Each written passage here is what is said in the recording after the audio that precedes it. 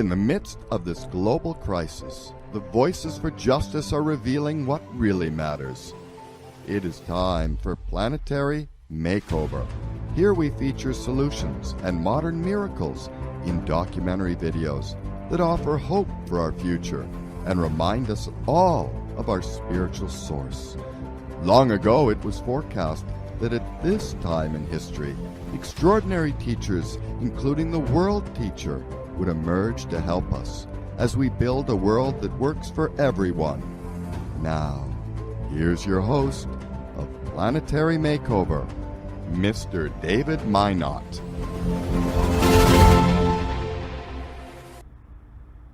Welcome to another episode of Planetary Makeover. This episode, entitled Maitreya is Here, Improbable Events and the Undiscovered News, is a video of a live on-the-air radio interview of Frances Oman, one of our producers, by Vicki Leeds of the Vicarious Traveler, broadcast on KWMR radio in West Marin County, California, in which Frances will discuss her documenting of miracles and her experiences of them. As always, at Planetary Makeover, we're not here to convince you of anything. We only ask you to consider, with that rarest of human attributes, a truly open mind, what could be a world, a beautiful new world, emerging now of justice, equality, truth, synthesis, peace, love, ecological restoration, world peace, in which the world will retain the best of the old while embracing the best of the new. And so to help accomplish this seemingly impossible task, we assert and demonstrate always that humanity has help of an extraordinary kind. And this is in the guise of a world teacher who will help us to inspire these truly amazing futures, which at the present time might seem impossible to some. This newly emerging world teacher for all of humanity is a spiritual teacher, not a religious teacher per se, so that he can represent everyone. However, this figure has been prophesied for thousands of years by all of the major religions of the world. For the Christians, it's the Christ. For the Jews, it's the Messiah. For the Muslims, it's the Imam Mahdi. For the Hindus, it's the Kalki Avatar. And for the Buddhists, it's Maitreya. They got the name right. However, Maitreya is coming not as a religious figure, as I said, not as a Buddhist or Hindu or Christian or Muslim or Jewish, but as a world teacher and an educator in the broadest sense for everyone from the fundamentalists to the atheists and the agnostics. He and his group, the Masters of Wisdom, are here for the people, not for the religious, governmental, or religious institutions. And this emergence of Maitreya and the Masters is considered the most important event in human history. None of those old groups that are still ongoing can claim him. He has said that if you try to parade me, you will lose me. If you put me in your pocket, you will never find me. That's why he's here for the people and isn't looking for followers. He and the Masters don't want you to believe in them.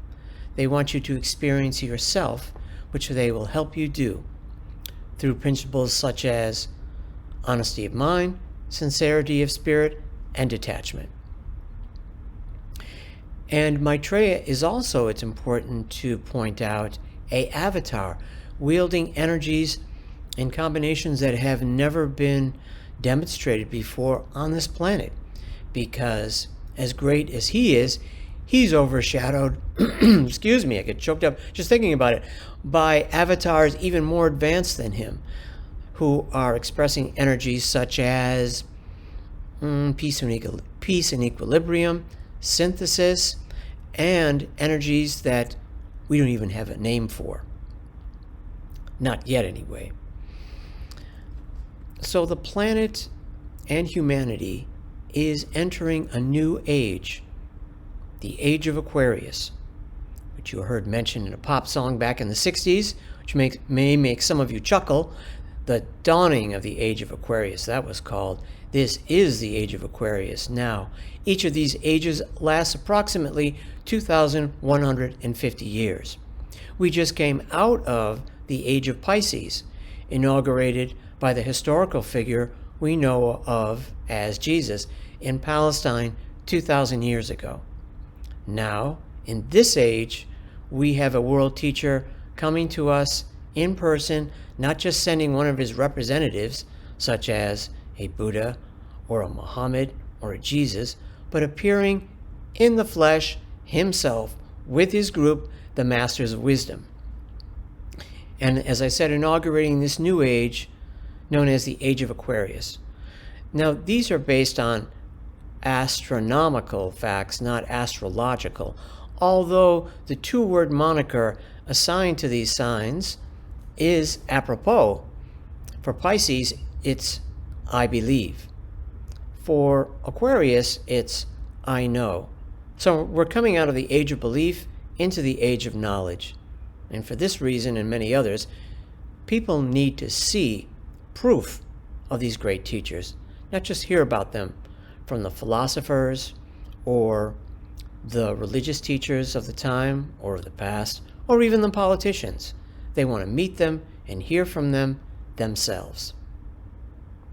Now, writings about Maitreya and the Masters of Wisdom have been in evidence for thousands of years as well, but more in the open in modern history, beginning in the 1870s with Madame Blavatsky and the Theosophical Society.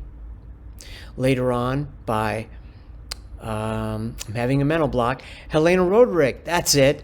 And after that, Alice A. Bailey, and then most recently, Benjamin Creme. Now, their writings, as well as the words of the masters and Maitreya themselves, are meant to stimulate our minds as well as our intuition. Just reading it or listening to recordings of it is transformative, but it does this in a way that does not interfere with our free will. You are free to accept it or dismiss it. If it has the ring of truth for you, fine, you can let it in. If not, feel free to disregard it or watch and wait for more tangible proof. So, in this interview, both Vicki Leeds and Frances Oman will take us on a journey through some astounding events that are taking place now, and which are sort of signposts along the way pointing to the emergence of Maitreya, the world teacher, and his group, the Masters of Wisdom. So join me while I listen in.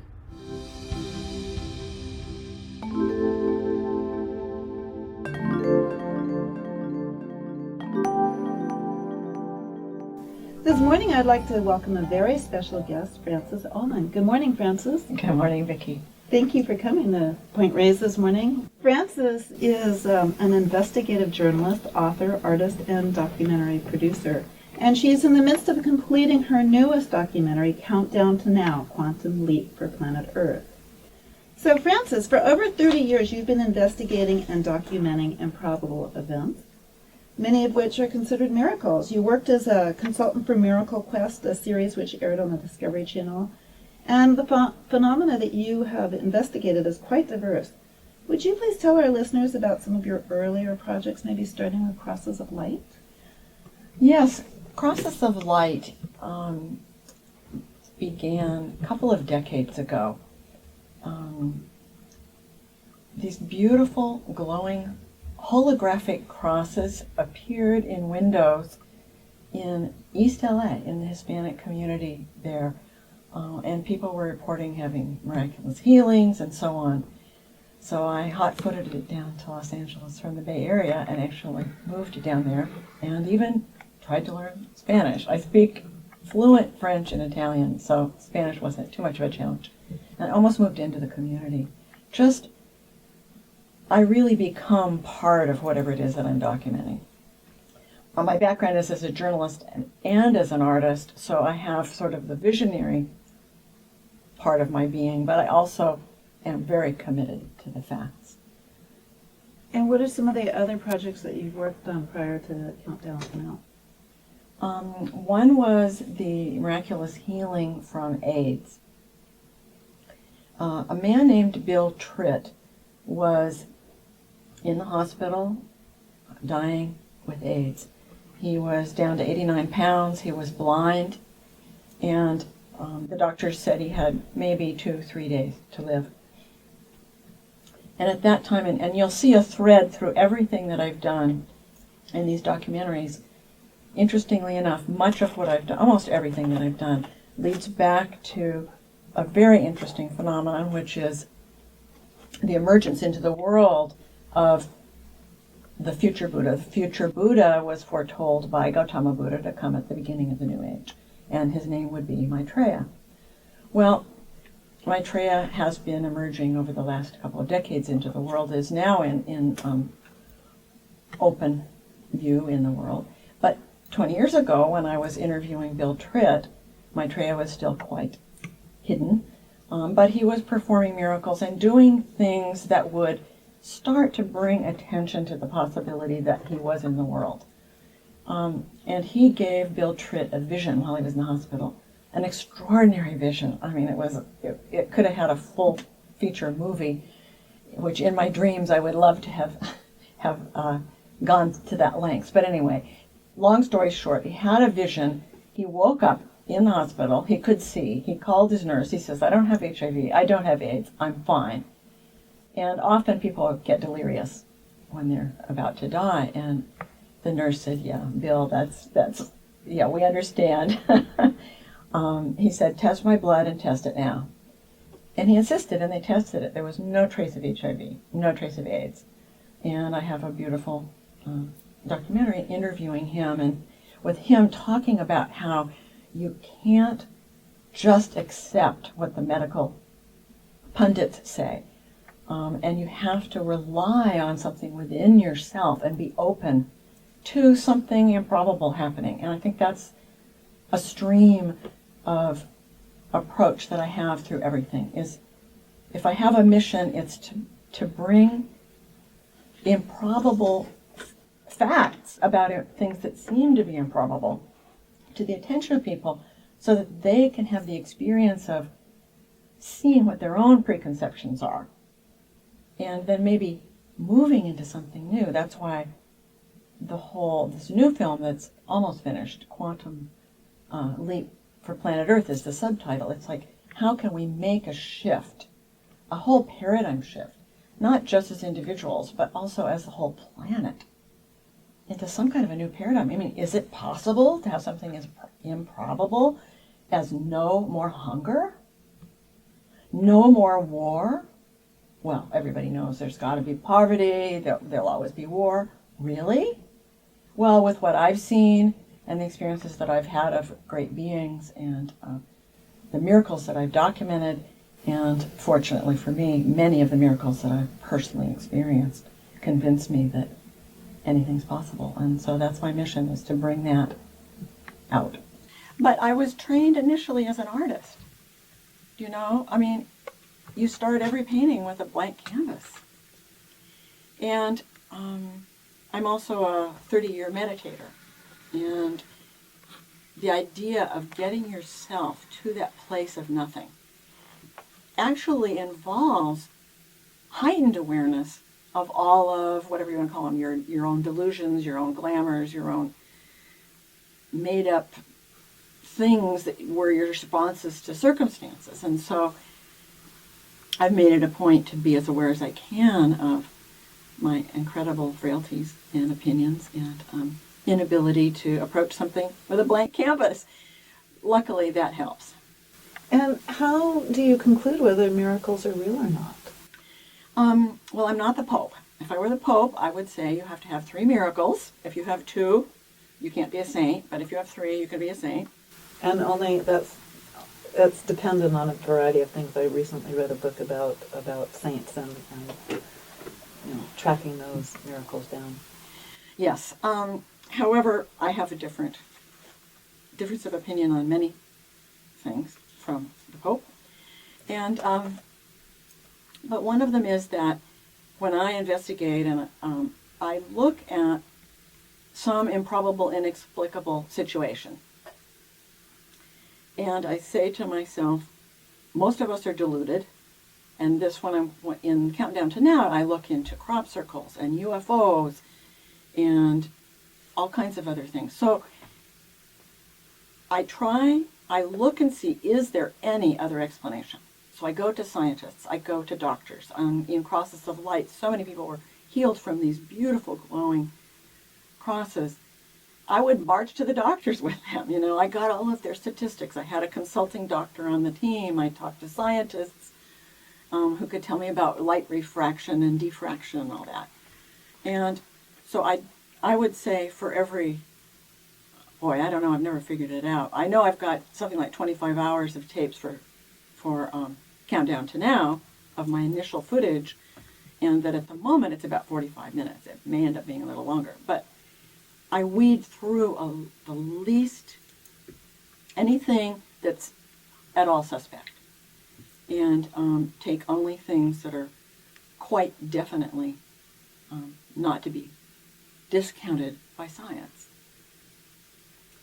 So it sounds like what your inspiration is a planetary consciousness and really encouraging and making it available for people to look at things with an open mind. Well, yes, an open mind. What a challenge, later on I can go into a little bit more detail about who Benjamin Creme is. But one of his, when he speaks, whether he's talking about UFOs or Maitreya Buddha or whoever he's speaking about, he always prefaces it with, I hope you will not take what I'm saying as dogma, as truth, but that you look at it with the rarest of human tools, a truly open mind. And it is rare. You're listening to KWMR 90.5 and 89.9 on your FM dial. My name is Vicki Leeds, the host for the Vicarious Traveler, and my guest today is Frances Oman, quantum artist and documentary filmmaker, and we are heading towards discussing her new film, Countdown to Now, Quantum Leap for Planet Earth. This is all working up towards that. So a lot of the research that you do are about things that aren't commonly written about by the press, or as you called it, the undercovered news. I like that expression. So Frances, would you please tell our listeners about some of the extraordinary things that you have investigated recently? Let's start with crop circles. Yes. Well, crop circles are interesting. When they first began to hit the news. When was that? Oh my goodness, they've been really in the news more or less for 25 years, but particularly in the last 15 to 20 years. And early in this, there was a huge media stir in Great Britain that the crop circles, which appeared for the most part in the beginning all in England near Stonehenge. And by the way, I'll get to that later, but the Maitreya, his headquarters is in London, and that's part there. All these ends ended up being all connected with each other. But in any case, the first ones were happening in that area, and they were quite simple circles or 2 or 3 circles.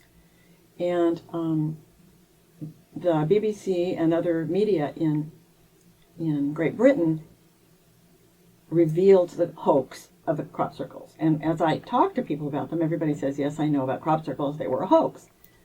Well, I cannot verify this as a documentary maker, but rumors from many sources, as I investigated this, said that the government or the BBC or somebody like that had paid two men, Doug and Dave, to fake crop circles. So they got boards and ropes and they, made these circles in the crops. Well, since then, the crop circles have gotten more and more complex, more and more beautiful. They've been documented to appear within seconds.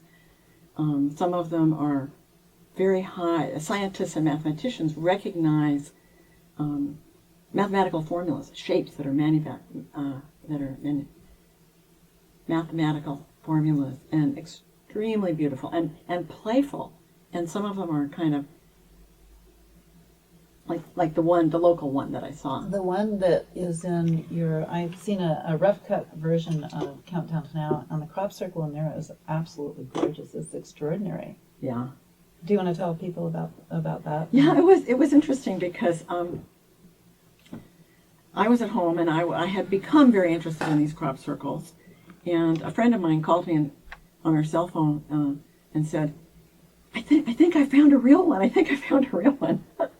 And so she got out of her car and she said, I'm walking through this wheat field, and she said, there seems to be this circle or something, and she said, here it is. She said, it's like 3 feet wide, and she walked across and she said, here's another one, and here's another one, and oh, there's a huge one. She was so excited.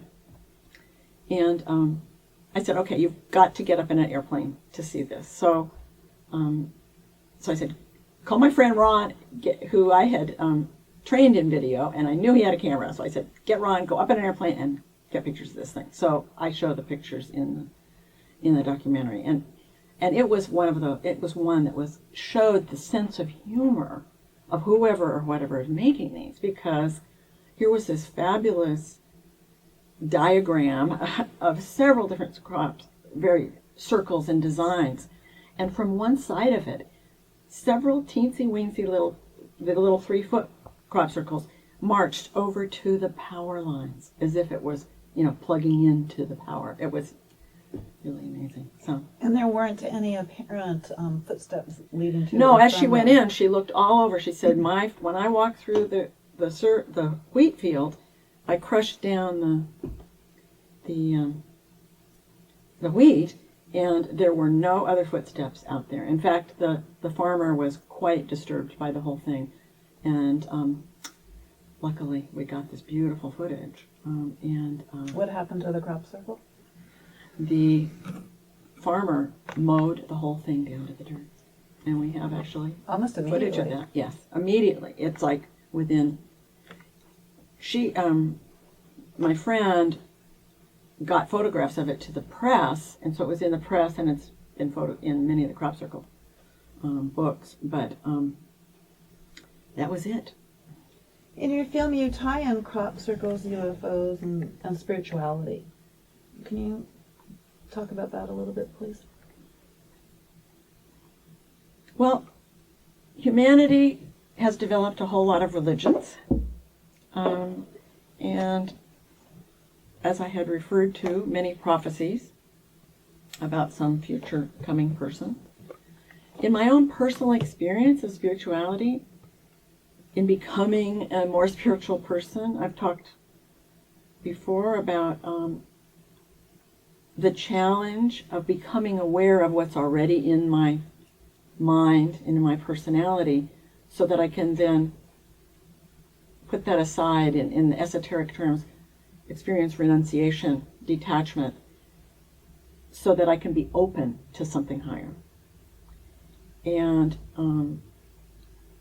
I have determined that the UFO sightings, the crop circles, may well be something on a much higher spiritual plane that we're connecting with. Benjamin Crumb, in December of 2009, sent out a press release from Share International, and people can go to that website. It's www.share-international.org. So I think that for us as humanity to open up to our highest spirituality, we have to see what we already think we know. And And so that's a daily thing for me as a journalist. And yet I'm an artist and a meditator. So I have a lot of very outside-the-box experiences that confirm to me a very definite spirituality that's very alive in my life. But the facts, I want to get the facts. So how these have to do with spirituality is that in the first place, opening our minds to things that we may not have been open to before opens us up to our own creativity and to our own sense of intuition and power to create reality. So many of the spiritual teachers these days are saying we create our own reality. Well, what is that? And if that's so, how do we do it? What does it take to actually have a world that lives up to the values and principles that we have? I mean, thou shalt not kill. Feed my sheep. Feed each other. Well, when I talked to you earlier, you said, and I'll quote, that you talked about a shift into a new paradigm for the whole planet, and you said something about a peaceful revolution of consciousness. Frances, I just want to, I did a little bit of looking up Maitreya, so I'd like to share that with the listeners. So the name Maitreya is derived from a Sanskrit word meaning loving kindness. And in India, they've believed in a Buddhist Maitreya for the last 2,500 years. According to Buddhism, Maitreya will be the fifth Buddha of the present eon, and his arrival will occur after the current Buddhist teachings are no longer meaningful, communicated, or they're completely forgotten. So that kind of doesn't go with the present Maitreya. But they figure that's going to happen in another 30,000 years. Maitreya is the name for a person of a religious stature who will be the answer to the world's quest for peace. There have been many self-proclaimed Maitreyas over the years, the first ones recorded as early as the 3rd century CE. He's been expected for generations by all the major religions. As you mentioned, Christians know him as Christ and expect his return. Jews await him as the Messiah. Hindus look for the coming of Krishna or a Kalki avatar, an incarnation of Vishnu. And Muslims anticipate him as the Messiah. So Share International equates Maitreya with the prophesized figures of multiple religious traditions, claiming that Maitreya, also known as the world teacher or just the teacher, is already present in the world. And this Maitreya has not come as a religious leader, but rather as an educator in the broadest sense, pointing the way out of humanity's most critical problems. So this Maitreya doesn't claim to be a religious leader, but rather an advisor, guide, and teacher. He guides, and we have to, pick up the pieces and save the world ourselves. So he's this current Maitreya, besides teaching humanity the art of self-realization, which includes honesty of mind, sincerity of spirit, and detachment, has prioritized an adequate, healthy food supply as well as housing, healthcare, and education for all. Share and save the world is a quote, and is his social message. To create a civilization based on sharing economic and social justice, freedom and peace, as well as global cooperation. So apparently also, Maitreya is also encouraging protest. And unfortunately, many of the current protests aren't peaceful. Yes. So would you like to speak with this and yes, talk more about Maitreya? And very much so. First, as to the Buddhist teachings and also as Bible teachings, as many students of scriptures of different traditions know, that much of these things that have been written down were written down by human beings who made their own interpretations and their own guesstimates about when things were going to happen. So who knows? The other thing I wanted to say was that Maitreya, or the world teacher, he prefers just to be known as the teacher. He has been speaking in London. He appears usually as a Muslim and speaks in the mosques. But he's now appearing all over the world in many other guises. He's able to change his form and appear very often as a homeless person, people of many different colors, and many people have had amazing experiences of being with him. And you'll see, I'm getting to the protests to answer your question, but for any of the listeners who've ever had an experience of a great being, if you've ever been in the presence of Muktananda or Guru Mai or the Dalai Lama or anyone of that, or Sai Baba, there's an extraordinary experience of peace. It's like the eyes of the window are the windows of the soul. There's something that happens that is such extraordinary love that for those who've experienced that, they've never experienced anything like that ever in their life before. So when Maitreya takes various different forms, people are having that experience. So suddenly someone will see a homeless man who will say something to them that's so pertinent to their life that how could that guy know? And look them in the eyes, and they have that kind of overpowering experience that's life-changing and that may even have a message in it for them personally. Maitreya is doing that all over the world. So, the listeners, be awake. Notice who you might run into and what might happen, because this is one of the ways that he's coming into the world. Now, Maitreya has said that this revolution of consciousness, this is my words, this revolution of consciousness is going to be a peaceful revolution. And it's going to require the power of the people. That the people's voice is so much more powerful than the government's. The governments, the corporations, the institutions even of medicine, education, social services, they're crystallized into an old, unworkable form. They are actually crumbling. We're band-aiding our economic situation, and one of Maitreya's predictions has been that we're going to have a huge crash, and that we will have to learn how to live simply, which of course was one of the Buddhist teachings. So Maitreya does appear at almost all of these protests, and he said that the people will be rising up against their governments. And so what's been happening in Cairo, and even today, 2 of my friends are off at protests, I know, and Maitreya has said repeatedly, people do not realize that we are all gods, and that together we are God, and that what we intend for the world we can make happen if we work together. And so he's very big on everybody getting out and protesting. Is there any last thing you would like to say? I just want to acknowledge everybody who's listened all the way to the end of this for their incredibly open minds. I will probably go off the air and go, oh my God, did I really say all that?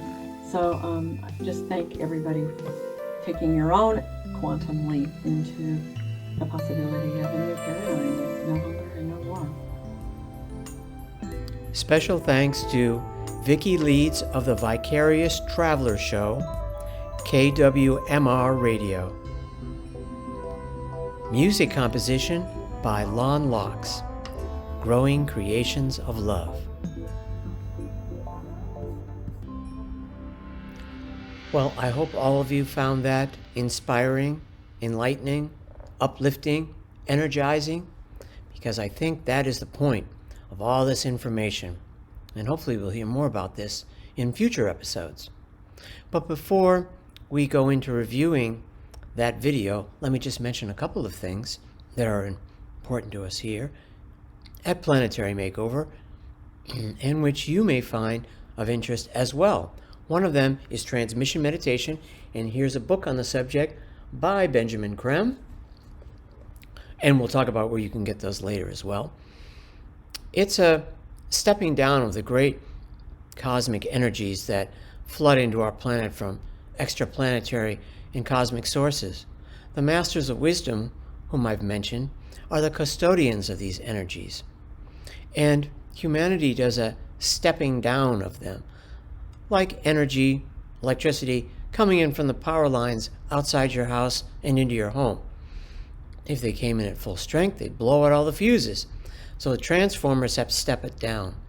In this way, you also help step down these great energies so they're going to be absorbed by all the kingdoms on the planet, mineral, plant, animal, human, and help humanity progress in its evolution. It also is known to have a healing effect. Healings have occurred during transmission meditation. We ourselves do not direct the energies. The masters do that. But by allowing those energies to pass through our chakras, it raises our own vibration and speeds up our own evolution. And I think in the future we should have a show devoted just to that. Another thing I'd like to mention, get rid of the book here, is Share International magazine. Here's the May 2021 copy, and this is put out by Share International with no advertising and has a lot of fascinating articles on both the esoteric issues that we've discussed and their relevance to current world affairs in a very insightful and in-depth fashion, which I think you'll find fascinating. Now, back to the video itself. You saw where Frances mentioned the holographic crosses of light. I have a picture of one of them here. Not the one from the video, but this one is actually seen in Russia, but they are very similar. And also the crop circles that were also mentioned. And hopefully, looking at these, you've seen some of these yourself.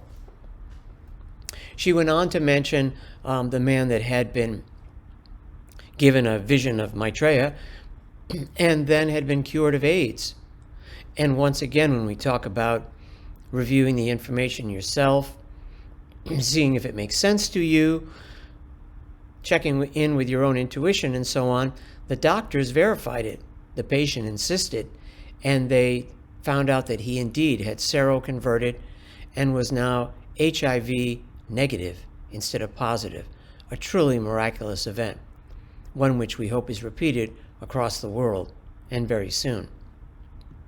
Frances also reminded us in regard to these miracles to be open to our own intuition and to the miracles that are occurring around us. They're occurring around you.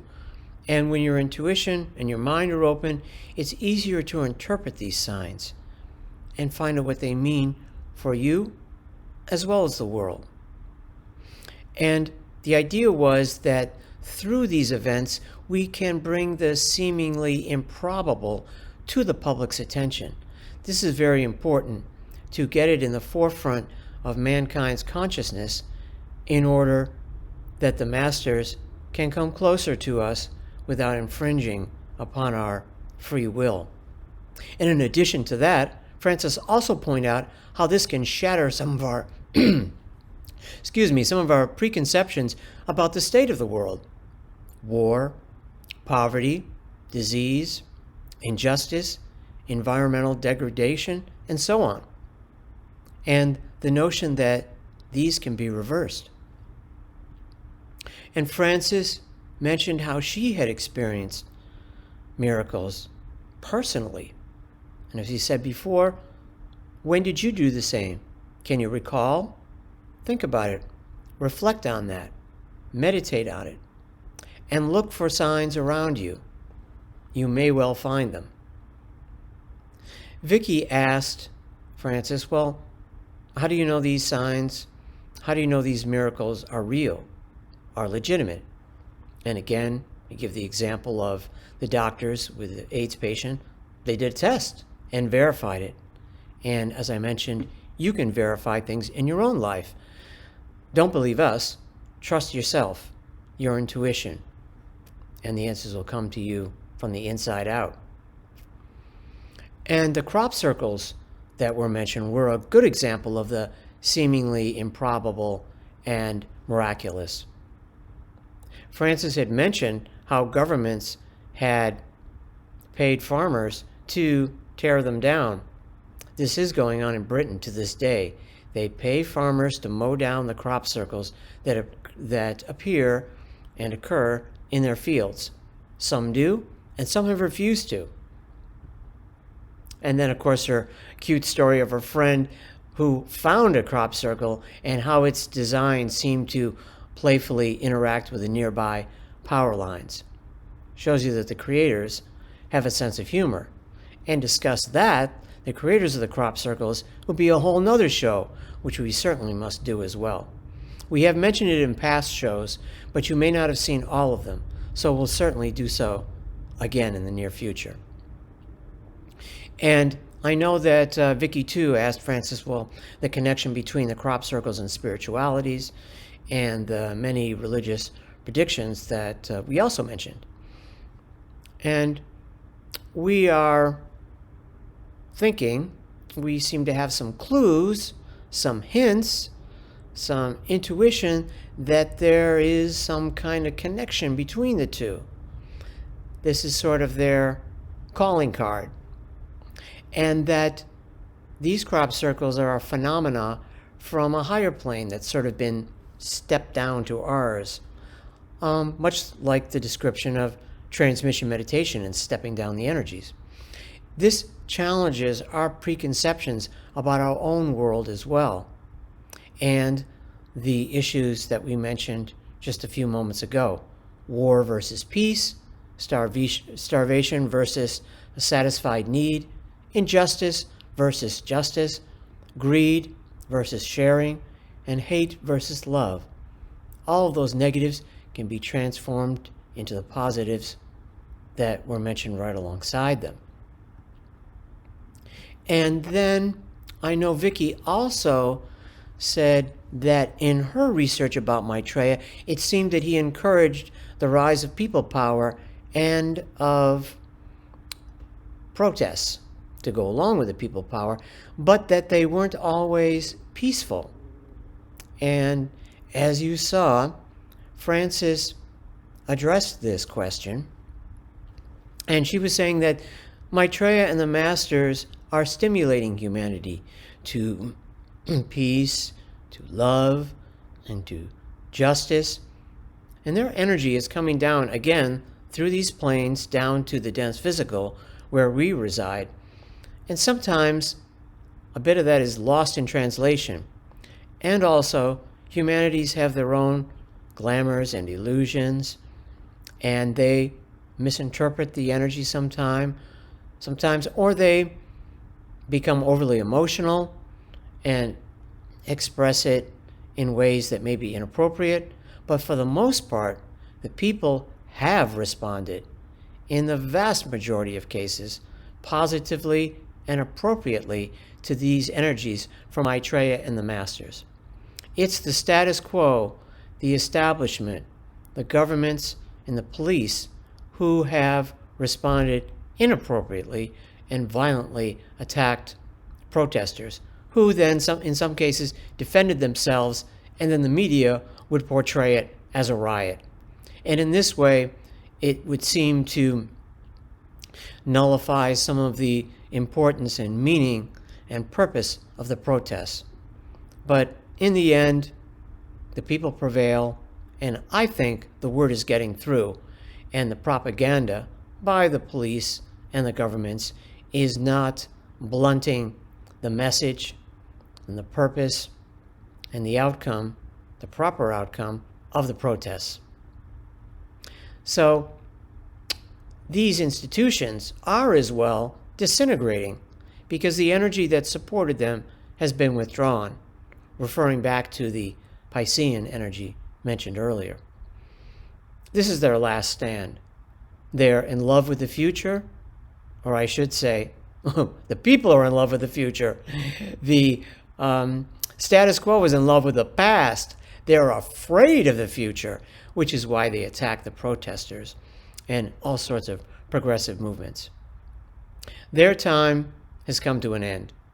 And the time of the people, the time of people power, and the progressive ideals that we have mentioned to, as Maitreya once said, to anchor these beckoning stars in the earth, has come.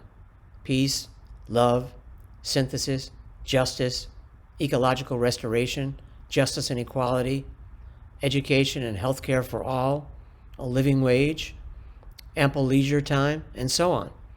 Because the people can't live properly if they don't know where they came from, why they're here, and where they're going.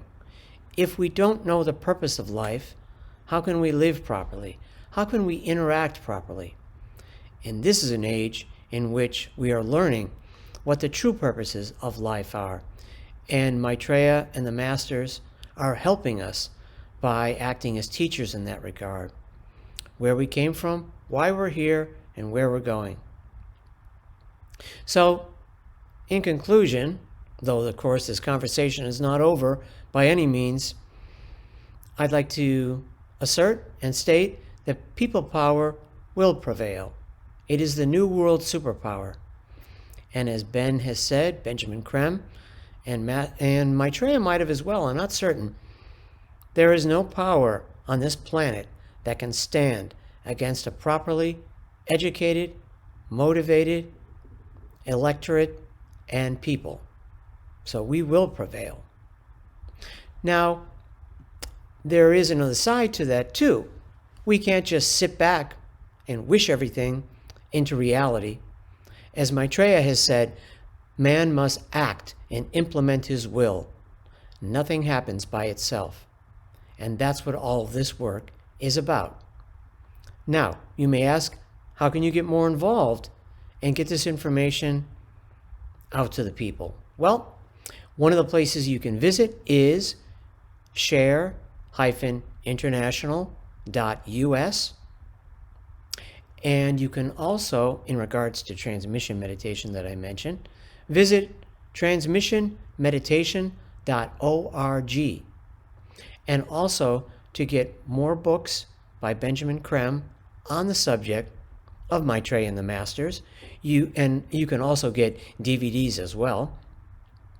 You can go to share-ecart.com.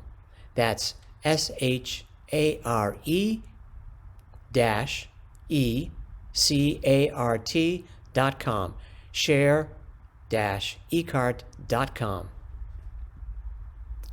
We hope that you've enjoyed this presentation and were inspired by it to learn more, to think more, to intuit more, and to continue your journey miraculously into this wonderful new dawn that awaits us all. And we will see you there in the next episode of Planetary Makeover. Thank you for listening. Visit us on Facebook at #Planetary Makeover. This show has been a production of planetarymakeover.org. At our website, we have a link to our bi-weekly live show at 5 p.m. Mondays, Western Time, and 8 p.m. Eastern Time. At our website, we also have a link to our archives and a selection of our shows. For more background info, visit www.shareinternational-west.org. That's shareinternational-west.org. For related books and DVDs and CDs by Benjamin Creme on the emergence of Maitreya, the world teacher, please go to share-ecart.com. That's share-ecart.com.